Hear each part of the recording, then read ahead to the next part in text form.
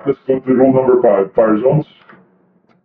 Fire zone, first of all, is defined as an area within which only certain types of construction are allowed based on their occupancy, type of construction, and resistance to fire. So, an area within which only certain types of construction are allowed.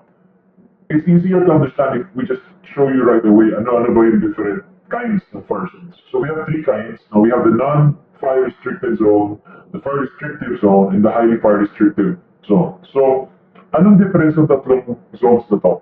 Some of them choosy about the types of construction, some of them hindi choosy. Okay? When we say types of construction, we mean itong types 1, 2, 3, 4, 5. No? So sa fire zone, may mga fire zone na medyo choosy, like hindi niya inaalaw yung ibang types, pero meron naman, go lang, inaalaw most of the types. So let's look at the list.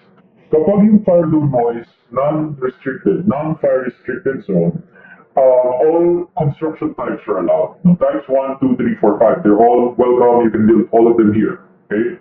Pero yung fire restrictive zone, type 1 construction is not allowed.